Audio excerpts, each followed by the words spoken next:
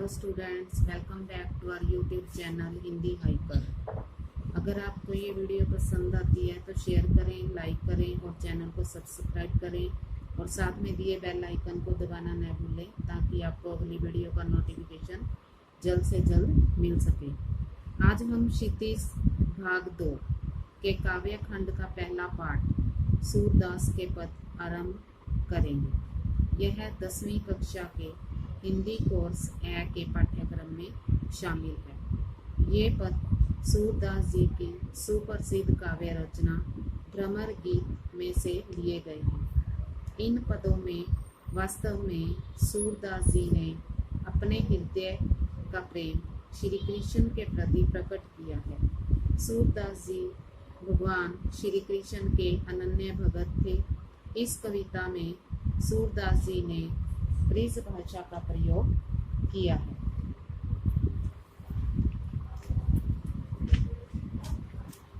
चलिए पढ़ते हैं पहला पद। उठो तुम हो अति बड़ भागी, अपरस रहत स्नेह तगाते, नाहिन मन अनुरागी। पुरियन पात रहत जल भीतर, तारस देह न दागी। ज्यों जलमा तेल की गागर, बूंद न ताको लागी। प्रीति नदी में पाँव न बोर्यो, दृष्टि न रूप परागी।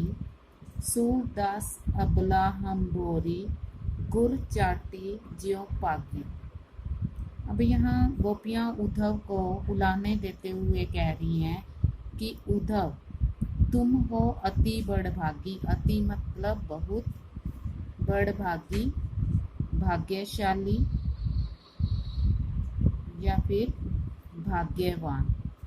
अब गोपियाँ यहाँ उद्धव को कह रही हैं कि तुम तो बहुत भाग्यवान हो। किस लिए उद्धव को भाग्यवान कह रही हैं? अपरस रहत स्नेह तगाते। अपरस अछूता, रहत रहना, स्नेह प्रेम, तगा धागा या बंधन, नाहिन मन अनुरागी। अनुरागी मतलब प्रेम में डूबना। अब उद्धव को भाग्यशाली कहते हुए वो से कह रही हैं कि तुम श्री कृष्ण के प्रेम रूपी धागे से नहीं बंधे हो, अर्थात तुम श्री कृष्ण के प्रेम से अछूते हो। तुम्हारा मन उनके प्रेम में नहीं पड़ा। ठीक उसी तरह जैसे उदाहरणों के माध्यम से वो उद्धव को उलाहने देती हैं कि तुम श्री कृष्ण के निकट रहते हुए भी ठीक उस तरह से श्री कृष्ण के प्रेम में नहीं पड़े जैसे पुरियन पात, पुरियन कमल, पात पत्ता, रहत जल भीतर, ठीक उस प्रकार से तुम्हारे ऊपर श्री कृष्ण के प्रेम का असर दिखाई नहीं पड़ता जैसे कमल का पत्ता जल के अंदर रहकर भी उसके पत्तों पर पानी की बूंद का कोई दाग नहीं होता। दागी मतलब दाग या धब्बा, कोई दाग धब्बा उसके ऊपर नहीं रहता, जबकि कमल का जो फूल है वो जल में ही होता है पर जल का उस पर कोई असर नहीं होता। ठीक उसी तरह तुम श्री कृष्ण के साथ रहकर भी तुम्हारे ऊपर श्री कृष्ण के प्रेम का कोई असर नहीं हुआ। ज्यों जलमा तेल की गागर। अब एक और उदाहरण के माध्यम से समझाती है। ज्यों जैसे, जल माह में, जैसे जल में तेल की गागर पर भी जल का कोई असर नहीं होता।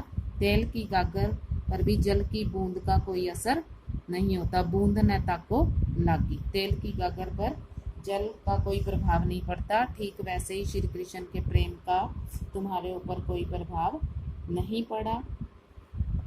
प्रीति नदी में पैर पाओ न बोर्यो। प्रीति नदी प्रेम रूपी नदी, पाओ पैर। अब यहाँ गोपियाँ उद्धव को कह रही हैं तुमने कृष्ण की प्रेम रूपी नदी में अपना पैर नहीं डुबोया और ना ही दृष्टि ने रूप परागी, दृष्टि नजर, परागी मतलब मुग्ध होना। और न ही तुमने कभी उनके रूप सौंदर्य, तुम कभी उनके रूप सौंदर्य पर मुग्ध हुए हो। सूरदास अबला हम भोरी, अब यहाँ सूरदास जी गोपियों के माध्यम से कह रहे हैं अबला हम भोरी, अबला नारियों को कहा गया है। भोली मतलब, भोरी मतलब भोली भाली। अब गोपियां यहाँ कह रही हैं कि हम ब्रिज की भोली भाली अबला नारियां हैं, अर्थात उनके हृदय में कोई छल कपट नहीं है। अबला और भोली भाली से अभिप्राय उनके हृदय में कोई भी छल कपट नहीं है। उनका प्रेम जो है वो निस्वार्थ भाव वाला प्रेम है। ठीक वैसे जैसे गुड़ चाटी ज्यों पाकी, गुड़ गुड़, चाटी चीटी, जैसे पागी मतलब लिपटती हुई, लिपटती हुई। उन भोली भाली अबला नारियों का प्रेम श्री कृष्ण के साथ बिल्कुल वैसा है जैसे चींटियों को गुड़ बहुत प्रिय होता है, जबकि वो जब गुड़ के पास जाती हैं तो उसी से चिपट कर रह जाती हैं, उसी गुड़ के प्रति आकर्षित हो जाती हैं और अपने प्राण त्याग देती हैं। अब यहाँ सूरदास जी ये समझा रहे हैं गोपियों के माध्यम से कि गोपियों का प्रेम श्री कृष्ण के प्रति ठीक वैसे है जैसे चींटी गुड़ के प्रति आकर्षित होती है और उसके ऊपर अपने प्राण न्यौछावर कर देती है। ठीक वैसे ही गोपियों का जो श्री कृष्ण के प्रति प्रेम है वो अकाट्य है, अनन्य है, जिसे वो नहीं भुला सकती। दूसरा पद, मन की मन ही मांझ रही, कहिए जाई कौन पे उधो, नाही परत कही। अवधि आधार आस आवन की, तन मन बिथा सही। अब इन योग संदेशन सुन सुन, विरहनी विरह दही। चाहती हुती गुहार चिते, उतते धार बही। सूरदास अब धीर धरी क्यों, मर ज्यादा न लही। अब दूसरे पद में भी गोपियां श्री कृष्ण के वियोग से पीड़ित गोपियां उद्धव को उलाहना देते हुए कहती हैं, मन की मन ही माज रही, कि हे उद्धव हमारे मन की बात हमारे मन में ही रह गई। हमारे मन की जो आशा थी, जो बात श्री कृष्ण से करने की, वो हमारे मन में ही रह गई। हम तो कहिए जाई कौन पे उधो, ना ही परत कही। अब हम अपने मन की बात किससे कहें, हमारे मन की जो पीड़ा है किससे जाकर कहें।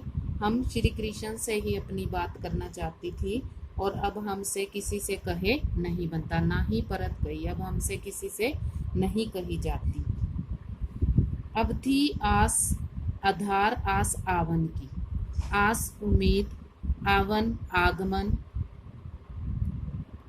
आवन आगमन, अवधि समय। अब यहाँ गोपियाँ क्या कहना चाहती हैं कि हम तो श्री कृष्ण के आने की प्रतीक्षा की आशा में ही जी रही थी। तन मन बिथा सही, तन मतलब शारीरिक, मन मानसिक। श्री कृष्ण के इंतजार में ही वो अपना जीवन जी रही थी। वह शारीरिक और मानसिक पीड़ा, बिथा पीड़ा, मानसिक पीड़ा को भी सहन कर रही थी। अब इन योग संदेशन सुन सुन, अब उद्धव को वो कह रही है कि अब तुम्हारे ये योग के संदेश सुन सुन कर अब हमारी जो विरह, विरहनी विरह दही, विरहनी मतलब जो विरह की पीड़ा को सहन कर रही है या वियोग में जीने वाली, विरह मतलब व्यथा पीड़ा, दही मतलब जली। अब वो उद्धव को कह रही हैं कि तुम्हारा योग संदेश सुन सुनकर तो हमारी जो विरह की व्यथा है वो और बढ़ गई है। चाहती हुती गुहार जीतते उतते धार वही। कहते हैं कि हम अपनी रक्षा के लिए, गुहार मतलब रक्षा के लिए पुकारना, हम अपनी रक्षा के लिए यहाँ से भी कृष्ण को पुकारती हैं, वहीं से योग संदेश की उधर उतते, जीतते यहाँ से और उतते वहीं से योग के संदेश की हमें ध्वनि सुनाई दे रही है। सूरदास अब धीर धरी क्यों मर्यादा न लही। अब सूरदास जी कहते हैं, गोपियां कह रही हैं कि अब हम धैर्य को धारण कैसे करें, धैर्य को धारण क्यों करें, मर्यादा न लही। अब श्री कृष्ण के बारे में कह रही है, मर्यादा या प्रतिष्ठा, उन्होंने अपने वचन के अनुसार लौट कर आने का जो वचन का पालन नहीं किया, तो अब हम कैसे धैर्य धारण कर लें। यह गोपियों का अनन्य प्रेम है जो उद्धव के सामने प्रकट किया गया है। शेष 2 पद अगले भाग में करेंगे। अगर आपको ये वीडियो पसंद आती है तो लाइक करें, शेयर करें और चैनल को सब्सक्राइब करें। साथ में दिए गए बेल आइकन को अवश्य दबाएं ताकि आपको अगली वीडियो का नोटिफिकेशन जल्द से जल्द मिल सके।